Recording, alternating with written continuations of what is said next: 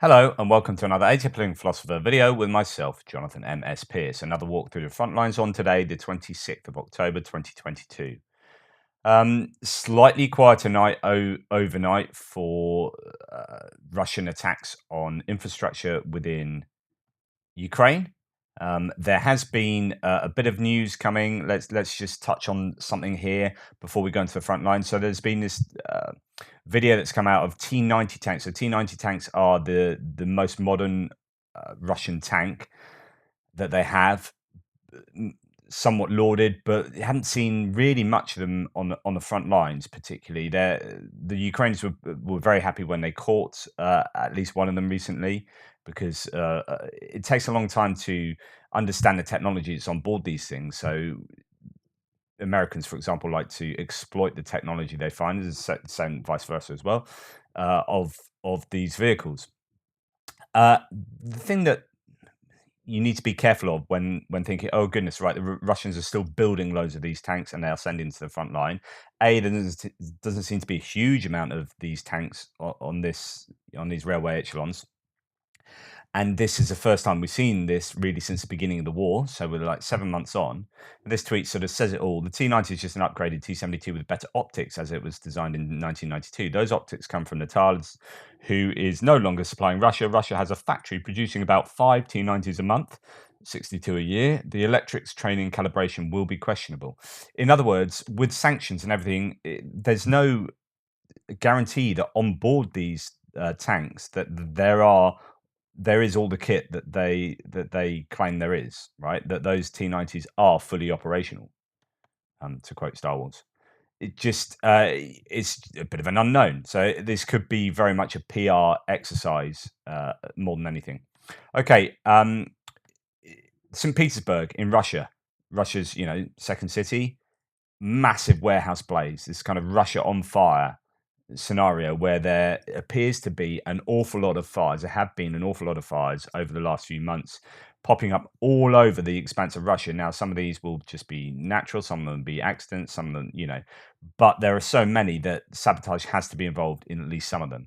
And the question is whether this claimed to be paints and varnishes, but could be fuels and lubricants factory is an example of such sabotage. This is a huge fire that's taken place there, and those kind of things are happening quite a lot. In fact, you get here's another example of fire, but very much more an obvious tactic going on here. This is sabotage, and these are relay boxes.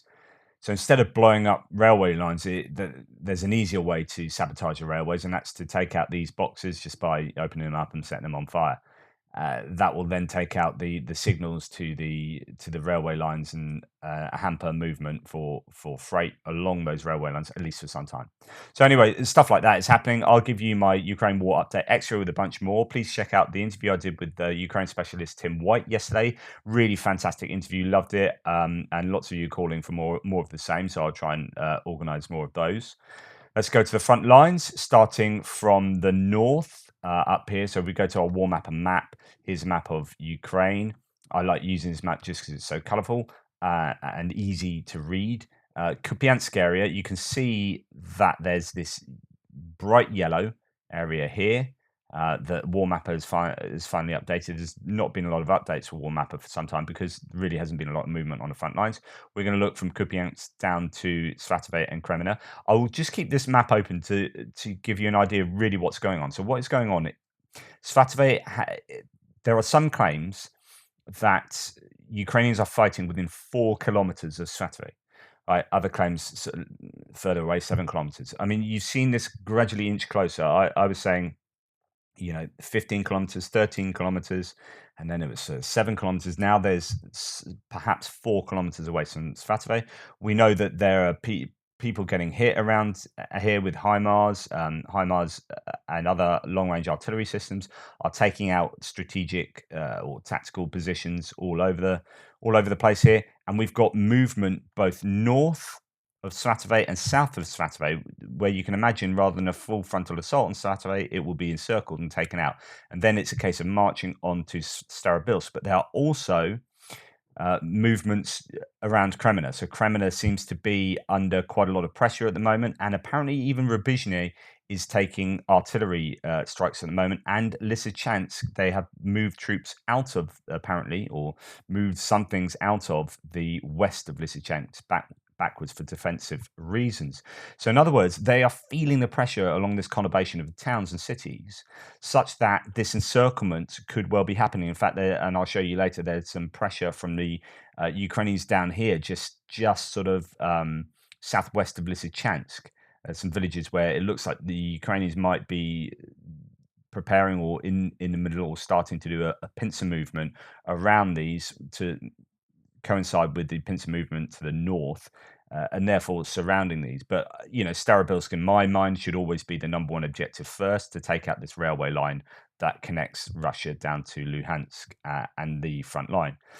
So lots of things going on at the moment there. It's quite difficult to get really good information of what towns, who's controlling what area.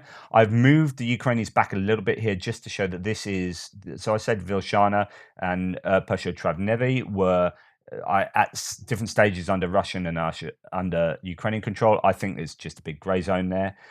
So I've just separated the two lines, and there's movement still towards Orlyansky to do your attack north of Svatove. So Svatove is here. So we talk about if there is indeed 4 kilometers from Svatove, right?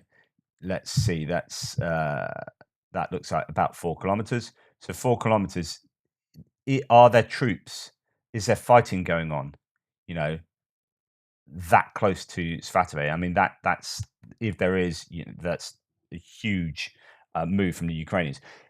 Otherwise, it does seem like Kuzmivka is where it's all happening. There's a knocking on the door, Kuzmivka, and we have Kislivka as well up here. So again, that's nothing unusual. That's been ongoing. Stelemivka sort of moving all eastwards. The one place that I seem to have not enough information on is Ryarodka. So Ryarodka is on. So this is the Zherebets River coming down here, or the Kherson River, where you've got a bunch of these towns on, and they've been slowly falling into Ukrainian hands. And the last one I seem to have any information on is Ryarodka. And that's marked as sort of a grey zone in a lot of mapping. Let's see if I've got an example of that. So here's an example: grey zone down here, but this one actually has sort of Ryarodka slightly under control of Ukrainians, but I've not seen any evidence of that. It seems to be pretty quiet. But you can see here, this indicates how much work the Ukrainians are doing to advance on and around Svatove. So I've left that as a big grey zone because I just don't have enough quality information on that. It's all about this P66 highway and about getting over it, and this is what the move to Chervona Popivka was all about, and that seems to still be going on. Not much news out of there. Just I've moved the Ukrainian lines further to the east of Nevsky. It looks like the Russians are admitting that the Ukrainians have advanced eastwards to some degree, and there seems to be less news about Terny and Tursky being under attack from the Russians, because everything seems to be about a Ukrainian counter. It's the Ukrainians on the offensive, and Kreminna is under threat. But I don't think the Ukrainians would ever contemplate a full, frontal attack on Kreminna. I think it's all about encirclement because they just don't have the troops. Talked to you about before a lot about this. So normally, if you kind of trying to take over Terny, for example, you want a 3-to-1 advantage of attackers to defenders. Certainly, in any kind of normal out in the fields offensive, that's what you'd prefer. When it comes to this kind of urban warfare, you'd want 2 to 3 times that. So you want 5 to 9 times the amount of forces. You really want a Pyrrhic victory because the defenses in urban areas are so much more difficult to overcome. And it's a really costly exercise to take over these places. Okay, we come further down south. So what I'm trying to say is there is lots going on. I haven't moved my lines all that much because just trying to get decent information at the moment in the middle of these counters is pretty difficult. Zanivka is a place that's in the news quite a bit, and Kovalivka up here. So, the Ukrainians are advancing here. It's going to be about this P66 because you get a slight bit of high ground here with the P66. And then, once you've encircled Svatove, so there will be move, just to kind of let you know exactly what's going on. Oops, no, that's not quite what I wanted to do. So, what it's looking like the Ukrainians are going to want to do is obviously, move around here, to encircle Svatove and move around here, cutting off the supply lines behind. So it's this road and this road, and as soon as that's cut off, you're in trouble there. And then it's about taking out these towns down the Krasna River and just behind the P66, and these will, you'd assume there'll be just a larger encirclement, and these will drop in the same way that has sort of happened, although it hasn't been via encirclement. These towns along the Kherson River. Okay, let's continue down south. So Bilorivka, there have been, again, Ukrainians sort of trying to hit eastwards. But there's also been, just south of Bilorivka, this village of Zolotarivka. And this very long named one, I'm not even going to attempt to the west of that. This appears to be where there is quite a lot of pressure from the Ukrainians at the moment. But again, no real change of territory, but it just signifies that, this could be the start of a grander pincer movement. If we go further down south to Bakhmut, and I talked yesterday, and I haven't really put it fully under Ukrainian control. I said that there have been claims that Ukraine got as far as the crossroads, but I've kept the red line of Russia there. There is, except I will move the Russian red line back to past this cement factory. But there are other factories down south, further down south, so asphalt factories and other sort of factories around here. The cement factory, there is claim that all the Ukrainians, and I talked about this yesterday, photographic evidence that they controlled this cement factory. However, there's some counterclaim saying that actually the Ukrainians never had lost that, and it was always in their control, and it was possibly a little bit of PR. But there's always been this contest around the eastern suburbs of Bakhmut, but it certainly seems like the Russians have been pushed back. I'd imagine there's a good deal of grey zone here, as the Russians have higher ground over here and can easily take a pop at these sort of areas. These will be under mortar and even sniper fire. But quite where the line exactly is unknown, but also they'll be toing and froing. So I had someone on the ground in this area was telling me what was going on yesterday, and he was saying that this is basically a bit of a to and fro area. But that cement factory here is the thing that you've seen quite a lot of talk about on social media. And I think this might be the asphalt factory, but there are other factories around here that are easy to get confused, and I think I did yesterday. So I would say, however, I would move the Russians back from Pitney a little bit. It seems that they have basically, if you look at the Russian channels, they have conceded that they don't have control over Pitney or Ivanohrad anymore. And that is good news for the Ukrainians, and it's, pushing them closer back to this highway or this road down to Odradivka. So that's that. Let's now go further south. In fact, a long way further south, because not really a lot of movements anywhere else. Come on, get off that. Doesn't. Well, there you go. Not a lot of movement around Donetsk, so I won't concentrate too much on that. And then we'll move over to Kherson, because that's where a lot of news is coming out, although not a lot of clarity. Just to let you know, there was a video yesterday about, so here's the War Mapper Kherson map, and you can see that they've changed to show that there's a lot of contested area right within the sort of Berislav to Snirivka line.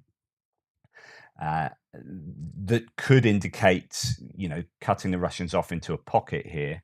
But again, there's just not a lot of clarity coming out.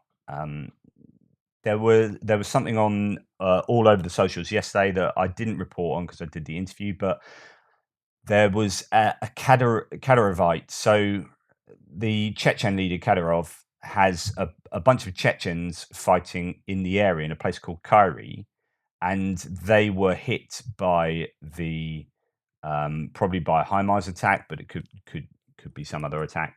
And there were claims that 40 died and 60 were injured. And here's the aftermath of the attack. I don't know all the dust. I don't know whether that's just general dust from the bomb. And they're talking about phosphorus here. Not 100% sure. Don't know. But there's also been claims of Kadyrovites being hit in the Luhansk region. So just to go back, I wanted to just link these two. So there's Lysychansk, Severodonetsk, Rybizhne, and Kreminna. And just down south, and I was saying that there's this hit around this village here and towards a village there.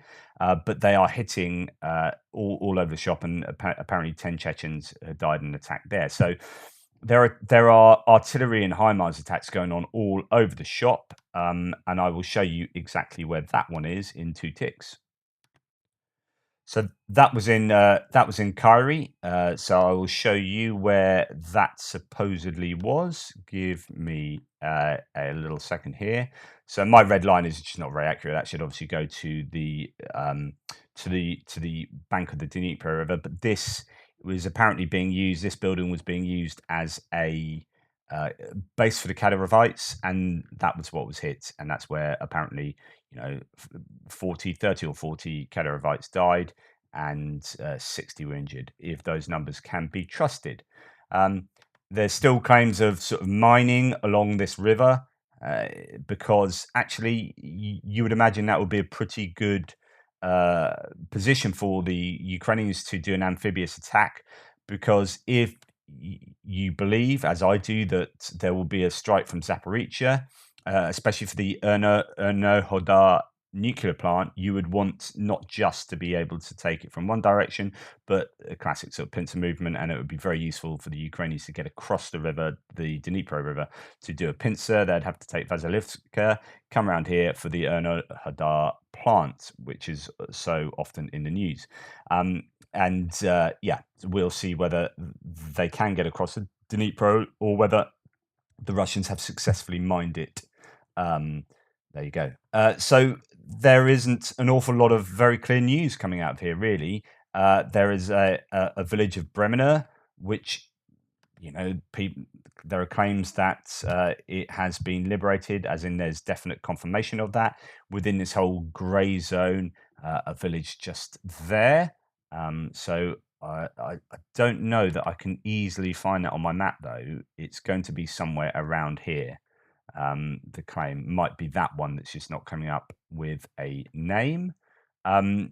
So yeah, that's literally it. So it doesn't. There's no change from yesterday, but that doesn't mean there hasn't been change. It's just obviously operational security going on there,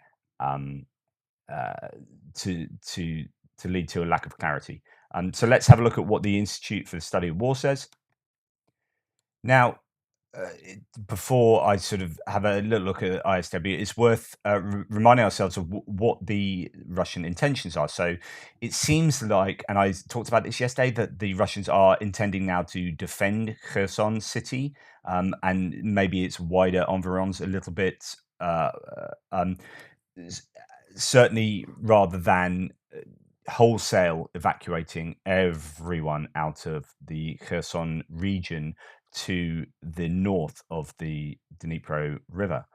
So that is a change. Now, Ukrainians are hitting with artillery the Russian positions, but the Russians are also hitting Ukrainians with artillery, and in their incursions, the Ukrainians are taking losses. So there is plenty of video evidence to show that Ukrainians are paying quite a price for their advances. In fact, for the last few weeks, or in the operational pause, has been pretty costly for the Ukrainians, as well as obviously for the Russians.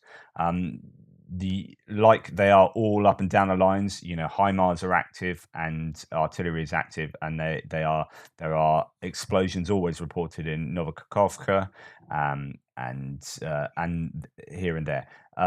The helicopters that were lost yesterday, 3 helicopters lost yesterday that I reported on. The British intelligence said there have been at least 23 verified losses of Russia's Ka or Kar-52 attack helicopters in Ukraine since the invasion. This represents 25% of the Russian Air Force's in-service fleet of 90 Ka-52s and nearly half of Russia's total helicopter losses in Ukraine.